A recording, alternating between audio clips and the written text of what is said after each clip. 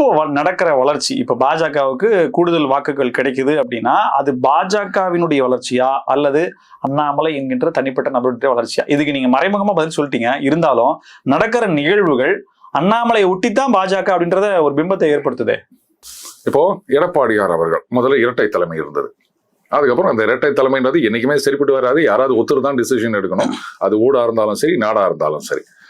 அதுக்கப்புறம் இரட்டை தலைமை வச்சுட்டு ஒற்றை தலைமை ஆக்கினாங்க. அதுக்கப்புறமா தேர்தலை சந்திக்கின்றார். ஆட்சி இழந்தாலும் எதிர்கட்சி தலைவர் ஆகின்றார். கணிசமான இடங்கள்ல ஜெயிக்கிறாங்க. இது எடப்பாடியார் அவர்களது செல்வாக்கா, அதிமுகவோட செல்வாக்கா? இப்ப எடப்பாடியாருடைய செல்வாக்கு வளர்கின்றது அப்படின்னா அப்ப என்ன, எடப்பாடியார் அவர் தொகுதியில மட்டும்தான் ஜெயிக்க போறாரா? அதிமுக ஜெயிக்காதா?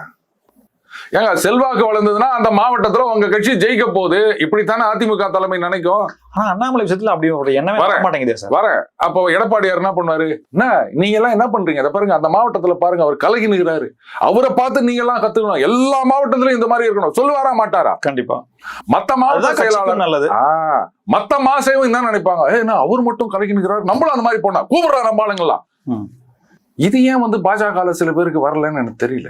அண்ணாமலை அவரை மட்டுமே வளர்த்து கொள்கிறாருன்னா, ஏங்க அவரு வளர்றாருன்னா கட்சியும் தானே வளருது. ஏன்னா அவர் சொல்ல போறாரு, அது பாருங்க, நான் எங்க நிக்கிறேனோ அங்கதான் ஓட்டு போடணும் பாஜகவுக்கு, மத்த தொகுதியில இருக்கவங்க எல்லாமே இங்க வந்துருங்க அப்படியா சொல்றாரு அவரு. அவர் வளர்ந்தா கட்சி வளர போகுது. அதையே நீங்க தனிமத வளர்ச்சின்னு பாக்குறீங்க. எனக்கு புரியல. இதுதான் தப்பு. கேட்டா சித்தாந்தம் சித்தாந்தம் அப்படின்னு அவங்க சித்தாந்தத்தெல்லாம் தூக்கி உடப்புல போடுங்க. நாம வளர முடியலையன்ற வைத்தறிச்சல் வேற ஒண்ணும் கிடையாது.